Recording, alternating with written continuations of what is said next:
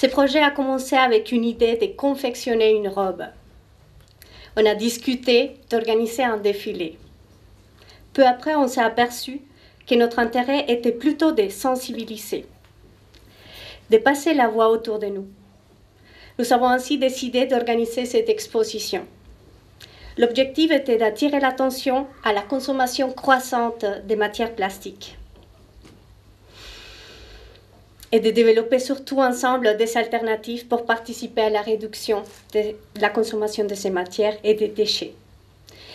Ces matières issues du pétrole, une substance, une ressource naturelle essentielle pour notre vie et pour la santé de cette planète, est utilisée en grande partie pour créer des objets jetables à usage unique, qui finissent en grande partie dans nos océans ou dans la nature, mais aussi incinérés, comme c'est le cas en Suisse.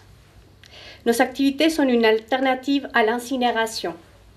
C'est une manière de rendre plus accessible les secteurs du recyclage, de mobiliser la participation au-delà du tri sélectif. Parce que c'est dans ces processus de réutilisation des matières que nous pouvons vraiment créer les changements. Le 12e semestre de l'année a été synonyme de transformation.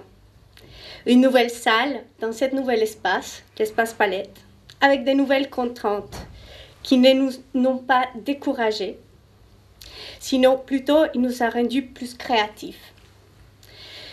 Nous nous sommes ainsi lancés dans une aventure d'organiser un événement qui n'était pas prévu dans notre budget.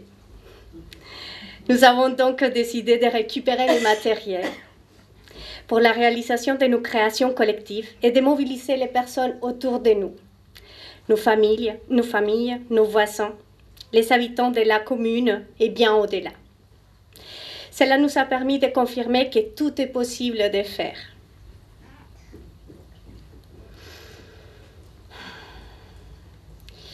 Et surtout, de créer, parce que c'est important d'ouvrir des espaces qui donnent la possibilité de proposer des idées et de les rendre réalité.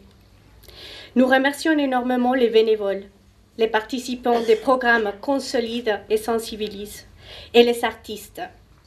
Artisans d'Espoir, Émeric Jacob, Émilie de Récupéractivisme, Frédéric Outiguer, Lise Aceto, Marie, Simon Golas et Véronique Scholl, ainsi que l'association Vocale Locale.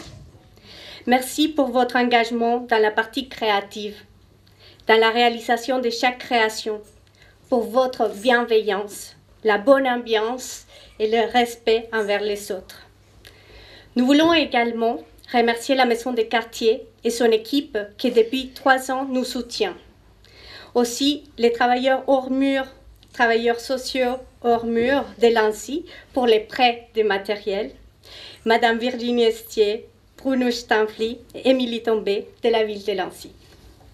Finalement, nous remercions nos partenaires, les bureaux de l'intégration des étrangers, la loterie romande et les fondations, car c'est grâce à leur soutien que nous pouvons proposer gratuitement nos ateliers et avoir accès au matériel.